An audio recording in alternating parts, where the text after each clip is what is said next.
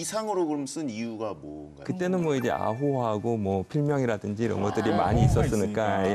연예인처럼 예명을 쓴 건가요? 예, 창작할 때 김혜경으로 시작했지만 곧 이어서 바로 이상으로 바꿉니다. 고등학교 때부터. 가장 이제 널리 알려진 이야기는 그 이상이라는 사람이 건축 기사이기도 했는데 공사장에서 일본인 인부가 뭐 상자 붙이지 않습니까? 일본어는. 그러니까 김상 그러다가 뭐 이상 이러다가 이상 괜찮은데 이상으로 해야겠다. 뭐 이런 식으로. 약간 허무한데요? 겨우 그걸로요? 되게 대의가 담겨져 있을 거라고 생각했는데. 네, 예. 그리고 또 하나의 일설 같은 경우에는 가장 친한 친구 중에 한 명이 화가 구본웅이었습니다.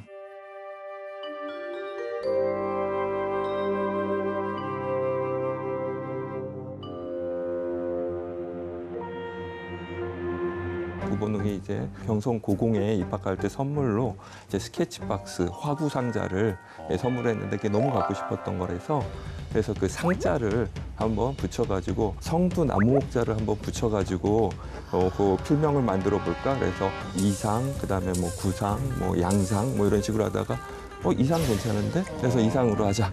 뭐 이런 식으로 했다라는 설도 있습니다. 뭐 어쨌든 둘 다 뭐 아버지가 물려주신 성 같은 것들을 아랑곳하지 않는 그런 제스처를 취하기는 했습니다. 두 번째 설에 따르면 박스리이군요. 박슬리. 약간 그러면 뭐 이상적이다 뭐 이런 중의적인 뜻도 살짝 생각은 했겠죠? 그러지 않을까요?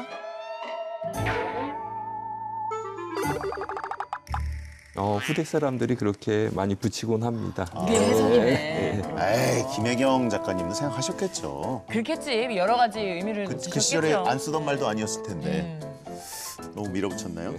아무튼 작가 이상 하면은 천재, 요절한 천재, 모던보이 이런 이미지들이 있는데 여러분은 어떤 이미지를 좀 갖고 계셨는지. 저는 사실은 좋은 건지는 모르겠습니다만 2000년대 초 90년대 말 이때 나온 김갑수 선생님 나온 영화 중에 금홍아라고 금홍아. 예. 라는 거기 보면 이상이 약간 좀 뭐랄까요 쓸쓸하게 살면서도 되게 좀 막 사는 사람으로 좀 나오거든요. 그래서 그 영화 속의 모습이 그런 걸로 제 마음속에 좀 남아 있고요. 한편으로는 우리나라 문학상 중에서 이상문학상이 굉장히 유명한 그쵸. 1977년도부터 이상을 기려서 제정된 상이고 온갖 베스트셀러들이 상을 받았던 우리들의 일그러진 영웅, 뭐 깊고 푸른 밤, 나그네는 길에서도 쉬지 않는다. 뭐 갖가지 영화화되기도 한 그런 잘 알려진 문학상이기도 하기 때문에 진짜 영광스러운 상인데 우리 문학사에 어느 정도의 영향력을 끼친 인물이라고 볼 수가 있을까요? 저희가 제대로 된 그런 현대시라고 할 만한 그 시집이 나온 게 김소월의 진달래꽃입니다. 그 진달래꽃이 1925년입니다. 1925년부터 이제 현대시라는 것, 현대성이라는 것을 뭐 실천하려고 하는 시인들이 있었는데요. 처음에는 뭐 현대성 그러면은 뭐 이제 이미지를 감각적으로 표현하는 것 정도인데요. 이상 같은 경우에는 그것을 언어나 뭐 의식, 뭐 인식 면에서 아예 극단으로 밀어붙인 것입니다. 그게 바로 1934년 오감도 발표 때 일입니다. 13인의 아해가 도로를 질주하오. 제1의 아해가 무섭다고 그리오. 제2의 아해도 무섭다고 그리오. 제3의 아해도 무섭다고 그리오. 제4의 아해도 무섭다고 그리오. 아니 근데 낭독할 수 있는 시가 많지 않다. 이건 무슨 뜻일까요? 예, 정확히 말씀드리면 낭독할 수 없는 시들이 이제 몇 편 있습니다. 이 시 한번 읽어보실 수 있으실까요? 예. 1111111점 2점 암호. 33333.33 이게 암호야 뭐야? 아라비아 숫자니까 좌에서 우로 읽어야 되지 않을까요? 컴퓨터 시간에 진짜 약간 뇌가 할 일 없어질 때 이런 거 막 그냥 다다다다다 찍지 않습니까? 타이핑 연습 이런 느낌으로. 예술성이 있으시네요. 1 따다다다다닥 2 따다 아하. 저만 그랬나 보네요. 잠깐만, 저 더 어려워졌는데요. 오감도 시제 5호. 어떻게 해? 화살표는 뭐야? 그 방향대로 읽으라는 건가? 이거. 한외소형의 신의 안전에 아전 낙상한 고사를 유함. 이거 무슨 말이야? 아니 원래 근데 시라는 게 낭독하라고 이렇게 만들어져 있는 거 아닙니까? 근데 이거 너무 어려운데요? 그렇죠. 나중에 뭐 노래도 만들 수 있고 그치. 그래야 되는 거 아닙니까? 시 맞습니다. 시 맞고요. 이게 조선중앙일보 신문 하계면의 정중앙에 연재되었었는데요. 그러니까 현대성을 중시하는 그런 시들은 이제 시간성보다, 그러니까 낭독을 할 수 있는 시간보다는 공간을 지향한다. 뭐 이런 말들도 있는데 거기에 아주 적합한, 그러니까 낭독 불가한, 그래서 공간으로만 제시되는 그런 시라고도 할 수가 있을 것 같습니다. 너무 파격적인데요. 예, 낭독할 수 없는. 침수된 축사와 구별할 수 있는가? 그럼 저 그림이 뭐 축사인가요? 이게 이제 자신의 내부를 뜻하는 것. 내부. 예. 아까 보았던 그 글자 거꾸로 본 것들도 역시 마찬가지로 거기 이제 책임이사 이상이라는 그런 말이 있거든요. 그러니까 이상이 이제 환자를 이렇게 진찰하고 있는데 그 내부의 모습이라고 할 수가 있겠죠. 사하호하고 오호 둘 다 인간의 어떤 내부를 이렇게 형상화한 그런 모습이라고 보통은 이해를 하고 있습니다. 그러니까 이게 파격적인 현대성을 보여줬다는 게 약간 어떤 뜻인 것 같냐면 네. 진달래꽃이 1925년이라고 하셨는데 네. 진달래꽃만 해도 사실은 그 전통적인 노래로 부를 수 있는 나보기가 역겨워 가실 때는 마야 약간의- 씨가 불렀죠. 나보기가 역겨워 가실 때에는 말없이 고이 보내드리오리다. 약간 그런 전통적인 흐름을 우리나라 정서 그대로 살리는 좀 예스러움이 가득한 것인데 불과 채 10년도 지나지 않아가지고 이거는 뭐 랩으로도 부를 수 없을 것 같은 뭐 이런 현대적인 시를 시도했다는 것이 어떤 좀 실험 정신, 좀 앞서 나가고 싶어 했다는 그런 의식 이런 게 굉장히 강했다라는 생각을 새삼 해보게 됩니다. 그러니까 우리가 사고할 수 있는 어떤 극단을 제시해 준 그런 시인이라고 보면 좋을 것 같습니다. 예.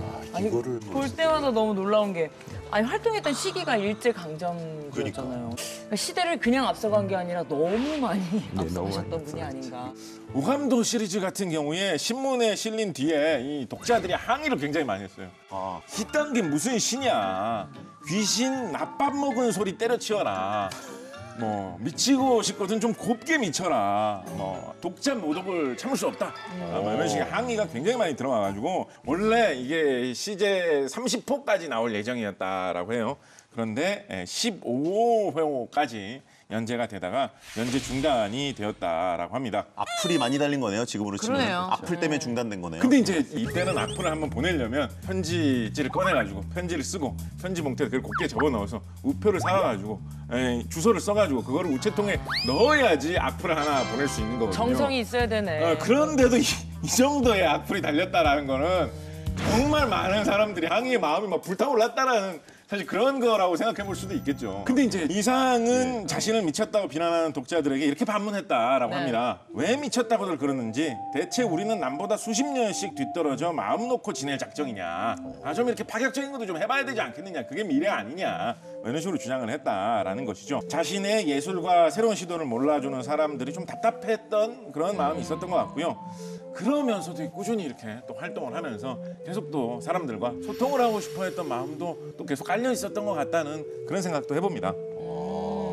예, 이상 시도 이제 폐결핵 이전과 이후로 아주 극명하게 갈리게 됩니다. 네네. 폐결핵 이전에 어떤 관념적인 사고가 승했을 때 시제 4호라든지 5호 같은 것들, 폐결핵 이후에는 이제 내 주변에 있는 사람들과의 소통 뭐 이런 것들을 조금 더 관심을 기울이기 시작했습니다.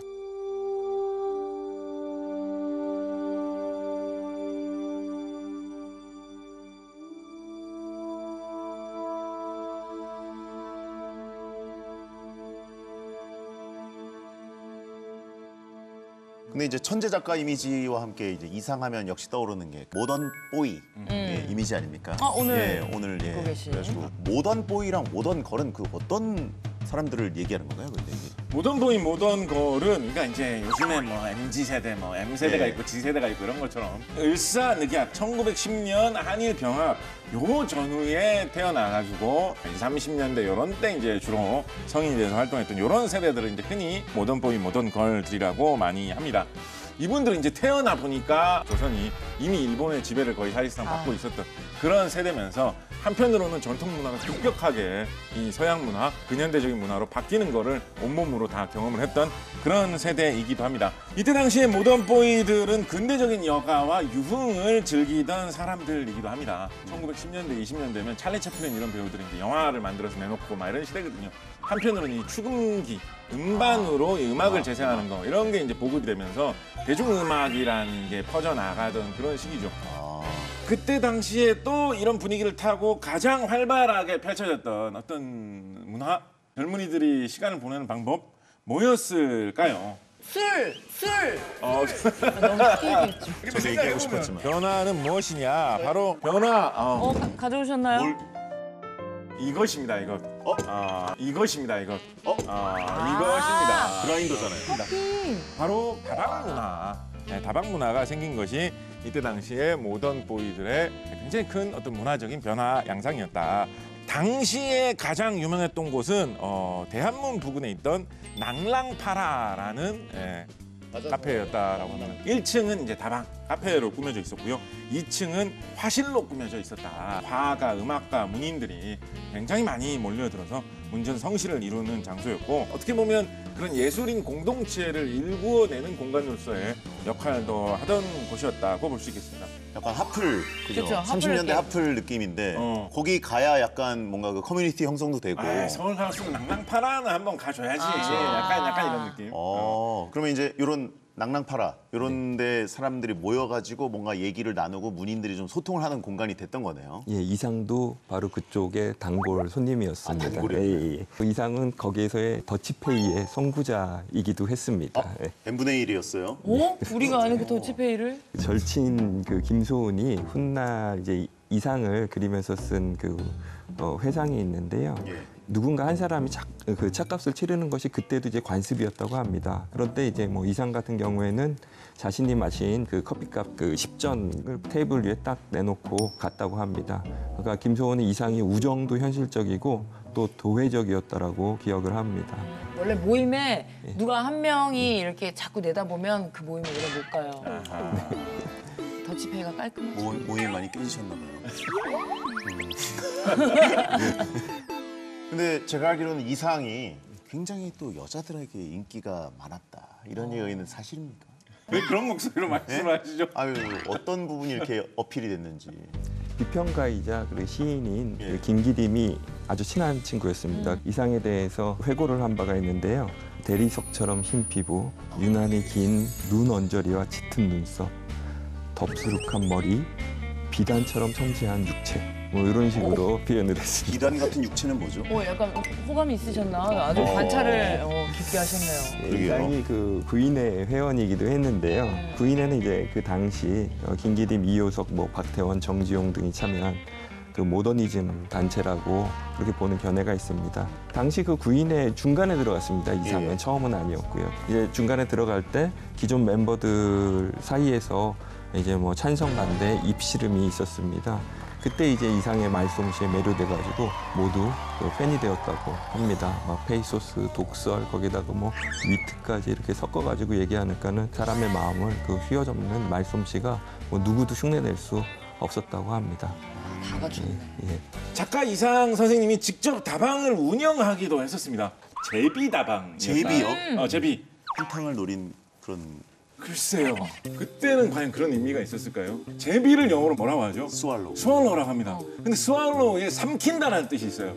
꿀꺽. 예. 꿀꺽 삼킨다 스왈로우. 그래서 좀 많이 먹어라 라는 뜻으로 커피도 원샷을 좀 하고 여기 오신 분들 많이 드시라라는 많이 드시라. 그 염원을 담아서 제비다방이라는 이름을 붙이지 않았나라고 그냥 저 혼자 생각을 해본 적이 있습니다만 낭랑파라 나도 핫플레이스 만들 수 있다 꿈을 꾸었겠지요. 가게 운영이 쉬울 리가 없거든요. 자영업이. 사업하고 잘 안 맞으실 거예요. 예, 그래서 월세도 못 낼 정도로 굉장히 힘드셨다라고 합니다. 이상의 절친인 구보 박태원이 제비다방에 관해서 쓴 글을 보면 어떻게든지 월세를 막기 위해서 뭐 음악 틀 수 있는 뭐 그런 기기도 다 팔아치워가지고 그걸로 월세 내고 전화기 놓여 있던 것도 이제 팔아치우고 뭐 그렇게 하다 보니까 요즘에는 이제 휴대전화가 있으니까 이게 큰 중요한 기능이 아닌데 진짜 80년대까지만 해도 이런 다방이나 사람이 오래 머무는 곳에서는 전화기를 구비하고 있어가지고 거기 전화 오면 누구누구 씨 전화 왔습니다 라고 해가지고 그게 전해주는 게 중요해요. 그게 뭐 음악도 못 들어 여기 가 있으면 연락도 안 돼 어디 연락할 수도 없어 손님이 더 안 들죠. 그치, 카페의 기능을 지금 많이 상실하고 있는데. 예, 그런데 그렇게 어려운 형편이었는데도 동생 오키가 오면 주머니를 탈탈 털어가지고 아유 용돈으로 써라 맛있는 거 사 먹어라.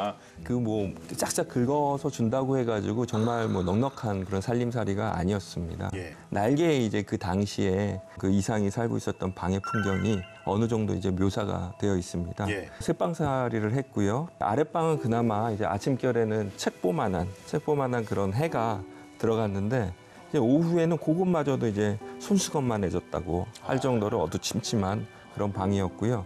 또 자신의 방은 볕 한 줌도 들지 않는 그런 방이라고 묘사했습니다. 오키 씨 말에 의하면은 방이라기보다는 우리에 가까울 정도라고 또 정리도 하지 않고 그렇게 지냈다고 합니다. 네. 아니 모던보이가 이렇게 가족 부양에 강한 책임감을 느꼈다는 것도 좀 놀라운 사실인데 네. 그가 그렇게 가족을 생각했던 이유가 뭔지 궁금합니다. 예, 이상이 그 이남 일녀의 장남이었는데요. 네. 그 중에서 이제 그 여동생인 오키 씨하고 매우 가까운 사이였습니다. 이상 어린 시절부터 이제 살펴볼 필요가 있는데요. 1910년에 이제 이상이 서울에서 경성에서 태어났습니다. 일제 강점기가 시작했던 바로 그 시기. 이상은 가난한 집에서 태어났고요. 아들이 없었던 그 큰아버지 댁 양자로 들어가게 됩니다. 그런데 거기에서 이제 큰아버지가 돌아가시는 23살까지 생활을 했습니다.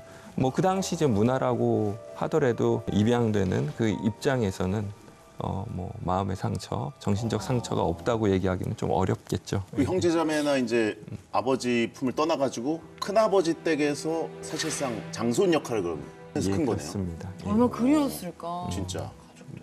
예, 어린 시절에 그 이상이 이제 친부모가 그리우니까요. 본가를 좀 몇 번 찾아갔나 봅니다. 그런데 그때마다 이제 큰아버지에게 혼쭐이 났다고 합니다. 왜? 그 아버지하고 큰아버지 사이에는 좀 갈등의 골이 있었습니다. 큰아버지는 영특하신 분이었고요. 또 총독부 관리직이었습니다. 그래서 이제 기울어진 가세를 일으키는데 한 몫을 하셨고요. 그 이상의 아버지는 뭐 상대적으로 그렇지는 못하셨던 것 같습니다. 큰아버지 소개로 국내부 뭐 활판소에서 일을 하게 되는데 종이 자르는 기계에 이제 손가락 3개가 뭐 순차적으로 잘리기도 했고요. 그래서 뭐 할아버지가 보기에는 이제 장손이 잘 되어야 하는데 저 집에 있으면 안 될 것 같으니까 큰아버지 양자로 그렇게 드리게 된 것입니다. 큰아버지는 교육열이 상당히 높으신 분이었다고 해요. 예. 사실 이상은 어릴 때부터 그림의 소질이 많았고 화가가 되고 싶은 꿈을 한동안 품고 있었다라고 합니다. 예. 보성고등 그 보통학교에 다닐 때는 그 미술반 활동을 하면서 교내 미술대회에도 입상을 합니다. 경성고등공업학교 시절에는 자화상을 유화로 그리기도 했고요. 너무 멋있는데? 이 자화상이 이제 극도의 내면 심리를 표현하려고 그 노력한 흔적이 엿보입니다. 너무 멋있다. 너무 멋있어요. 또 1931년에는 조선미술전람회에 작품을 출품해서 입선할 정도였습니다. 당시 색감이 매우 독특했습니다. 화면 전체를 노란색재로 채웠다고 하는데요. 노란색. 당시 노랗게 그린 이유를 물으니까 내 눈에는 온 세상이 다 노랗게 보인다. 뭐 이런 식으로. 한 분이 약간 오버랩되는데요. 약간 그러면 뭔가 K 고흐? 예. 고흐 느낌인데? K 고흐가 되실 뻔했던 거 아닌가요? 고흐도 말년이 되게 암울했잖아요. 그러네요. 뭔가 근데 큰아버지가 아니 뭐 그림 이런 거 배워가지고 어떻게 먹고 살래? 기술을 배워야 된다라고 강력하게 밀어붙였고 그래서 이상은 경성고등공업학교의 건축과에 진학을 하게 됩니다. 이 경성고등공업학교가 지금의 서울대학교 공대의 전신이라고들 하지요. 오. 이상의 학적부를 뗄 때는 그 서울대에서 뗄 수 있습니다. 오. 샤에서 뛸 수 있는 샤에서요? 거예요? 예, 그렇습니다. 오. 멋있다. 잘 된 거 아닌가요? 그게 또 뭐 잘 됐다고 볼 수도 없는 게 큰아버지가 그 이상을 양자로 드린 다음에 2년이 지났을 때 재혼을 합니다. 그 재혼한 분을 큰 어머니라고 하지 않고 이제 작은 어머니라고 불렀습니다. 이상이. 왜냐하면 이제 그 원래 큰 어머니에 대한 예우가 아니었을까 뭐 이렇게. 나에게 네. 큰어머니는 한 분이다. 당신은 작은 어머니요. 그녀는 그 큰아버지와 결혼할 당시 아들이 한 명 있었고요. 그래서 재혼한 큰 어머니하고 이상 사이에 갈등의 골이 조금 있었던 것 같습니다. 예. 그 이상의 수필 중에 공포의 기록이라는 그런 글이 있습니다. 거기에서 그동안 나는 나의 성격의 서막을 닫아버렸다 라고 이렇게 이야기를 합니다. 그 오키 씨가 오빠 이상 그 회고할 때에도요. 오빠의 성격을 서막부터 어두운 것으로 채운 사람이 큰어머니였다고 그렇게 회고합니다. 예. 그때 갈등이 좀 어둠을 이제 조금씩 들이우기 시작했다. 그 이상이 살던 집이 현재 종로구 통인동에 남아 있거든요. 서촌 쪽이기 때문에 소천도 나름 굉장히 핫플레이스잖아요. 그래서 그쵸. 3살부터 20여 년간 머물렀던 집터의 일부. 입양간 집 근처의 예. 터라고 그렇게 합니다.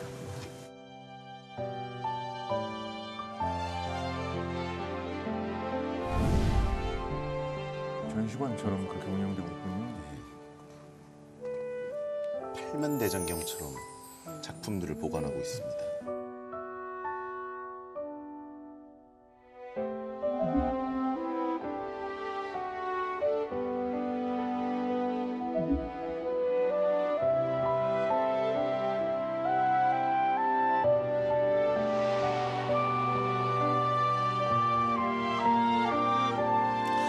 아까 말씀해 주셨던 그게 계속 생각나. 빛 한 줌 들어오지 않는 방.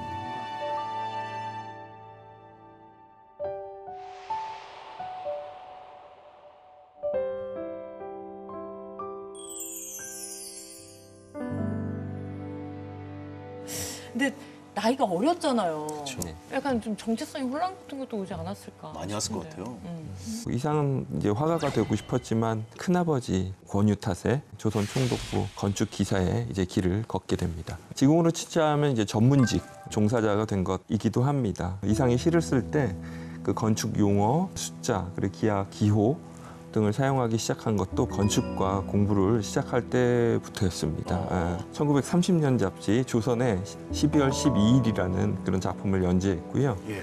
그때가 바로 이제 이상의 나이가 20살 때였습니다. 그런데 이 시기를 전후해가지고 이상의 내적 고민은 점점 커집니다. 왜냐하면 큰아버지 집도 형편이 좋지 않아졌고 그 와중에 이제 또 큰아버지가 뇌출혈로 돌아가시게 됩니다. 근데 23까지 같이 자랐으면 그래도 거의 아버지와 이제 진배 없는 분인데. 진로도 이분이 잡아주신 거고. 그렇죠. 정신적으로 좀 많이 힘들지 않았을까. 그렇습니다. 더군다나 이때 이제 가정 문제에서 골치 아프게 일이 좀 꼬이게 되지요. 어떻게 보면 양자로 와가지고 이제 이 집에 가문을 잇는다 하고 해서 들어온 거잖아요. 네. 그런데 이제 새 큰어머니 이분께서 이제 상속을 받는 그런 거는 본인이 낳은, 그러니까 서류상으로는 이상의 동생이 되는 그 자식에게 다 상속이 되는 걸로 처리를 해놓은 거예요. 그러니까 이상이 막상 이제 물려받을 수 있는 재산은 거의 없게 됐었던 거죠. 결국은 원래 본가 식구들이 머무를 수 있는 방 2개, 부엌 하나 있는 그런 초가집을 효자동에서 한 채를 구해가지고 거기서 거동이 어려운 할머니, 부모님, 동생 2명, 이상 이렇게 6명이 모여서 삶을 이어가게 됩니다. 예. 그때의 이제 괴로운 마음을 담은 글이 있는데 공포의 기록이라는 작품이거든요. 내가 이미 오래전부터 생활을 갖지 못한 것을 나는 잘 안다. 단편적으로 찾아오는 생활 비슷한 것도 오직 고통이란 요괴뿐이다. 아무리 찾아도 이것을 알아줄 사람은 한 사람도 없다. 이튿날 나는 작은 어머니와 말다툼하고 맥박 125의 팔을 아는 채 나의 무력을 부끄럽다 하였다. 나는 목을 놓고 울었다. 어린애같이 울었다.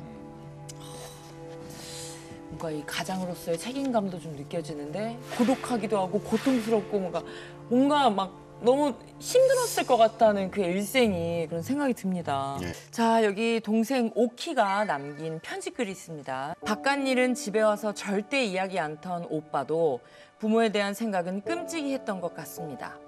지금 살아계신 어머니도 큰오빠가 어머니에게 늘 공손했고 뭘 못해드려서 애태우곤 했었다고 말씀하십니다. 곧 돈을 벌어서 어머니를 편안히 모시겠다는 말을 입버릇처럼 되뇌던 큰오빠를 어머니는 지금도 잊지 못하고 계십니다. 저는 오늘 이 생각을 좀 처음 하는데 네. 이상이 요절한 문학가잖아요. 맞아요. 그러니까 이상이 세상을 떠난 후에도 이 어머니는 계속 살아 계셨군요. 그쵸. 예, 오랫동안 살아계셨습니다. 가족들은 또 얼마나 힘드셨을까. 이 너무 아려워요. 괴로움에서 벗어나려고 돈 벌려고 엄청 동분서저 그랬던 것 같아요. 예, 그러기가 좀 어려웠습니다. 그 총독부 건축 기사로 일할 때에도 그 일본인 상사 하네 씨라는 사람에게 괴롭힘을 지속적으로 또 당했고요. 예, 아마 이제 뭐 조선인인 그 까닭이 좀 크겠죠. 예, 근태가 안 좋다는 이유로 또 모욕을 주기도 했었다고 합니다. 예, 그런데 또 엎친 데 덮친 격으로 어느 날 폐결에 피를 토하기 시작했던 겁니다. 예. 너무 속상하다. 그냥 그가 살았던 세상을 생각해보면 너무 다 모질어요. 그 사람한테. 이상이 일하다가 하루는 피를 토하고 쓰러졌는데 아버지가 그 사실을 이제 나중에 안 거죠. 불치병이었던 시대거든요. 네. 그거에 대해서 뭘 알겠어요. 듣자마자 밤 12시에 설렁탕집 찾아가가지고 국물을 냄비에 받아가지고 야 이거라도 먹고 몸이라도 좀 보신해라 이렇게 했던 것 같아요. 이 설렁탕으로 폐결핵 치료가 됩니까? 그치, 배만 부르지. 그래서 이제 결국은 황해도에 있는 배천 온천이라는 곳으로 약간 요양 삼아서 휴양을 떠나게 됩니다. 혹시 김환기 화백, 김환기 이름 세 글자 들어보셨습니까? 아, 너무 유명하죠. 네, 김환기 화백 한국 미술계에서 뭐 최고의 거장을 꼽는다라고 하면 항상 순위권 안에 맞아요, 맞아요. 들어가는 이름입니다. 객관적으로 나오는 수치로 뭔가 이야기를 하자면 한국 화가 중에서 작품값이 최고로 거래된 기록을 세운 분. 2019년 그 이름도 유명한 홍콩 크리스티 경매장에서 우주라고 하는 김환기 화백의 그림이 무려 132억 원의 경매가 되었다라고 하지요. 우주라는 이름값을 하는 아주. 네. 김환기 화백의 아내인 김향안 여사가 이상하고 관련이 있습니다. 이상의 아내로 결혼을 하게 되는 병동림 여사가 바로 김환기 화백의 아내인 김향안 여사. 동일 인물입니다. 나 이름이 달라가지고 다른 사람인 줄 알았는데. 저도 이걸 알려주는 기사를 읽을 때까지 같은 사람이라고 상상을 해본 적이 아니, 없어요. 엄청 헷갈리더라고. 네. 김환기와 결혼하면서 김환기의 호를 따가지고 원래 쓰던 이름 변동림이 아닌 김향안으로 개명을 한 것입니다. 그러면 결혼은 누구랑 먼저 해요? 이상하고 했던 결혼이 먼저고요. 그다음에 이제 이상이 작고한 뒤에 김환기 화백하고 결혼을 한 것입니다. 이상이 우연히 이제 친구 그 변동욱의 그 여동생 그 변동림을 낭랑파라에서 보고 소개시켜달라고 졸랐죠. 그래서 이제 두 사람이 만나게 됩니다. 20세기에 두 명의 천재하고 결혼한 분이 바로 변동림, 김향안 그런 여사라고 할 수가 있을 것 같은데요. 그 이화여전 그 영문과를 나온 당시 인텔리 여성이었습니다. 그래서 이상의 문학을 가장 어떻게 보면 잘 이해하고 있었던 사람이었고요. 그런데 그 변동림 집안에서는 뭐 이상과의 만남을 반대합니다. 폐결핵이 있고요. 또 6살 연상이고요. 그러니까 못마땅했던 겁니다. 근데 이상이 변동님에게 한 사랑 고백이 있는데 이 또한 굉장히 이상답습니다. 아, 그래요? 그녀가 쓴 회고록에 나와 있는데요. 나는 날마다 이상을 만났다. 학교에서 돌아오는 길 거기 어디서 기다리고 있는 상을 만났으며 우리 집에서 나오면 부근에서 서성거리고 있는 상을 발견했다. 만나면 따라서 걷기 시작했고 드문드문 이야기를 나누면서 때때로 내 말에 상은 크게 웃었다. 그 웃음소리가 숲속에 메아리 쳤던 음향을 기억한다. 우리 같이 죽을래? 어디 먼데 갈까? 이것은 상의 사랑 고백이었을 거다. 드라마가 하나 생각이 나는데요. 어떤 드라마입니까? 나랑 밥 먹을래? 죽을래? 오. 전신 아닌가요? 우리 같이 죽을래? 어디 먼데 갈까? 근데 상이라고 그냥 불렀네요. 상. 어쨌든 그 변동림은 가방에 이제 몇 권의 문학책하고요. 그리고 외국어 사전만 딱 달랑 넣고 구인의 회원들 불러가지고 정식으로 결혼식을 올리고 본격적으로 신혼생활을 시작했다고 합니다. 예. 변동림하고 이상은 이제 지성을 바탕으로 깊은 정신적 교류를 나눈 듯합니다. 예. 변동림의 글 중에는 그런 것이 있습니다. 사랑이란 믿음이다. 믿지 않으면 사람은 서로 사랑할 수 없다. 믿는다는 것은 서로 인격을 존중하는 거다. 그것이 곧 지성이다. 한편으로 보면 이상은 당시의 보수적인 시대상과는 달리 생각이 좀 열려있는 인물이었습니다. 동생 오키가 왜 이런 생각을 했을까요? 오빠가 쓴 소설을 보고 이런 생각을 했을까요? 애인과 야반 도주를 해야 되겠다라고 해가지고 만주로 도망가버린 사건이 있었습니다. 멀리 갔네요. 일단 그 정도로 멀리 갔으면 네가 정말 굳은 체념이에요? 결심을 했구나. 다시 돌아오지 마. 이상한 동생을 믿었다라고 해요. 저도 그 얘기예요.